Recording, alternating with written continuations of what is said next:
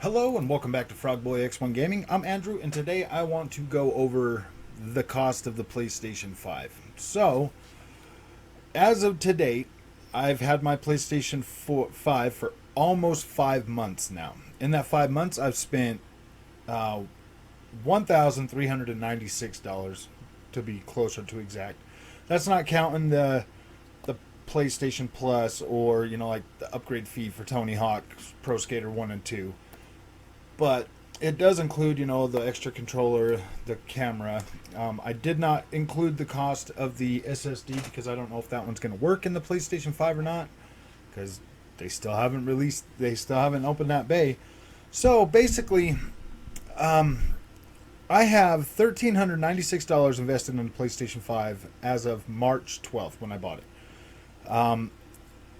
Total hours played on all these, I have 15 games, all PlayStation 5, and I've got a total of 69 hours of playtime across all 15 of those games. I probably have more than 100 hours just in Forza Horizon 4 alone. So that there lets you kind of know. Granted, I do have the Xbox Series X, and I do play that a lot more because I buy a lot more of my third-party games on there. But let me give you a list of the ones that I have on both consoles. So I have WRC9 on both consoles. I have Ride 4 on both consoles. I have Dirt 5 on both consoles. MotoGP 21 on both consoles. MXGP 2020 on both consoles. AC Valhalla. Watch Dogs Legion. So I bought all of those games on the PlayStation 5 because these were some of these games were games that people said ran far better on the PlayStation 5 than they do on the Xbox. I can tell you that's not the case. And then there's other games that nobody even did a thing, like WRC9 looks and plays a lot better on the Xbox Series X. Ride 4 looks and plays a lot better on the Xbox Series X. Dirt 5, that one's kind of, I would say that one's a pretty close tie. I can't really tell a difference. There is like a little bit of graphical features that the PlayStation 5 has over the Xbox version, but other than that, they're not big. It's like a kind of filmy look on the cars and stuff. That I prefer the look on the PlayStation 5 over the Xbox Series X version. MotoGP 2020, okay? This one here has a dedicated PlayStation 5 version, and it only has smart delivery on the Xbox version. The Xbox version still runs smoother and retains 4K at 60 frames a second and doesn't get as blurry, where I think the PlayStation 5 version has a dynamic resolution that drops, pretty low. It kind of gets a little blurry during some parts. Maybe that's just the motion blur or something, or it's like really high motion blur. But that's what I've noticed with that game. AC Valhalla and Watch Dogs Legion basically look the same on either one. Watch Dogs Legion on Xbox does have screen tearing, but I haven't played that for a little while, so that might have been patched out by now. I'm not sure. I will get back on that and check it out pretty soon. So basically, what I'm getting at is the PlayStation 5, they say this is a premium experience. I have five PlayStation exclusives that you cannot buy on the Xbox. Demon's Souls, Spider-Man, Miles Morales, Ratchet & Clank Rift Apart, Returnal, and Godfall. Out of all five of those games, I have a total. That's where most of my gameplay is. It's pretty close to about 40 hours of gameplay. I have completed two of those games. Two of those games I have no desire to play anymore, and the other one is a work in progress. Demon's Souls. I'll be playing Demon's Souls for a long time to come. That's just one of those games I have to kind of get into to play, but I will get around to eventually beating it. I will probably never play Godfall again, and I will probably never play Returnal again. So that right there, both of those games being $75 each. Well, $75 where I'm at with tax. I did include the tax in there because obviously that's money I paid. So yeah, that really matters. So almost pretty close to $100 for those experiences to get Returnal. I've got about 10 hours in, and Godfall about 4 hours. But I have no desire to play either one of those again. Returnal was broken when it first came out. It wasn't optimized, or well, not optimized. It wasn't balanced right, so I just kind of gave up on that. I can only play so much of the much of the same biome for so long before it started driving me nuts. So when it comes down to it, PlayStation 5. If I only had a PlayStation 5, I'm pretty sure that I would have far more hours played in here, because I've got, I probably got 69 plus hours of WRC9 alone. I've probably got, Ride 4, probably about 50 hours on the Xbox. All of these games, if I only had the PlayStation 5, I would probably be satisfied with the PlayStation 5, no doubt about it. But what really gets to me, this is the whole reason of this video. Now I'm going to finally get to the whole reason of this video. I'm sorry I had to do the whole long spiel and all the other stuff, but what really gets me is the games, these top 5 games that are all PlayStation exclusive. Okay, Spider-Man Miles Morales, 7 hours. I paid $75 for that because it came with the Spider-Man upgrade. $75 for 7 hours. Ratchet and Clank Rift Apart, I bought the deluxe version, so that was $86. I got 11 hours of play out of that. Returnal, I got 10 hours of play for $75. Godfall, 4 hours for $75. That game is so bad, I don't ever want to play it again. There's no reason to play Godfall. Seriously, none whatsoever. And Demon Souls, I'm more than going to get my money's worth out of that game. So that right there, Demon Souls is number 1. That is the only game that I consider being worth that $75 premium price. That's it. And that's because I'm going to get my money's worth out of it, because I'm going to play that game enough to where it's going to be worth that investment. As for the other games, not one of those other games on the bottom of the list are $70 games. They were all $60 cross-gen games.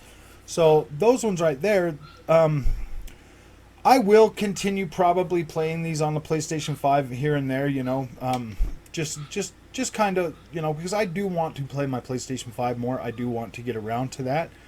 But when it comes down to it, the $70 asking price for PlayStation exclusive games, I don't think that they have delivered enough value to justify that cost increase.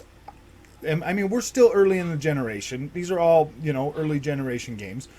But I don't believe that any of these have delivered, except for Demon Souls, have delivered that PlayStation $70 first party experience.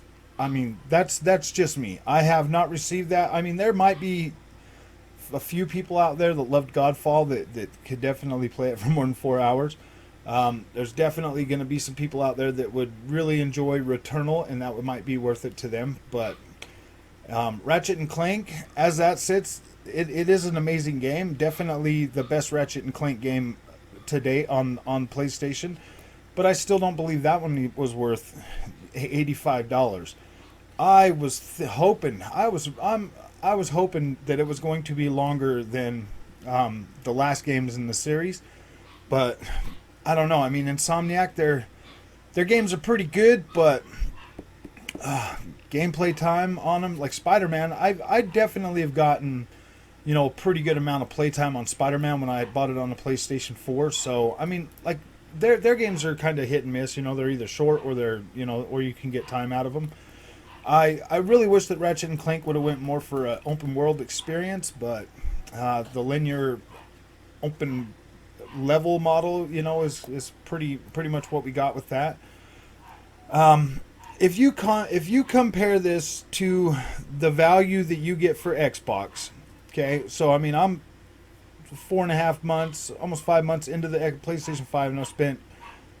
I mean, if that SSD works, then I've spent $1,600 already on that. Next month I'll be paying another $30 for the Ghost of Tsushima update.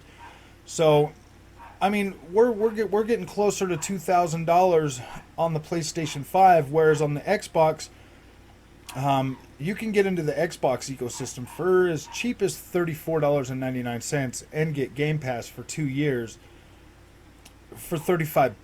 So when it comes to the PlayStation and their premium pricing, I don't see how that I don't see how that is not going to hurt them this generation, and how it's going to help propel Microsoft Xbox into more of a competitive position when going up against the PlayStation 5 this generation. I have basically switched to Xbox since the Xbox One X came out, and yeah, I mean, I do question PlayStation, but everything I do when it comes to PlayStation does come from the heart, because I have been a PlayStation fan since the very first one. So I want them to do better, but at the same time, I don't want them to milk fans, trying to position itself as some premium system. It's not. It's underpowered compared to the Xbox. It's missing features. It's not even fully, completely all out. You know, I mean, they're still working on it. You know, I still don't have access to my SSD slot. So, yeah, I think that PlayStation might be hurting themselves more in the long run by trying to market this as a premium system when it's clearly not. It's clearly a video game system, and it should be treated as such. The whole thing about their games is, yeah, they always look better, but that's always been what they do, is make better looking games. So if they think that, you know, just, you know, giving us a higher coat of paint for these games that are still basically the same length of gameplay and still the same, you know, template, I don't know. I don't see that as being of value, especially if I can blow through, you know, first party releases in like 10 or 11 hours. Like, I don't see $75 as being a value for that. I would say that would be more like they should have dropped the price $10 this generation to $50. Especially as the guys that make the PlayStation and stuff, you know. I think that their first party titles should probably be cheaper and offer more value, but yeah, I don't know. I mean, like, I'm interested to see how this generation turns out.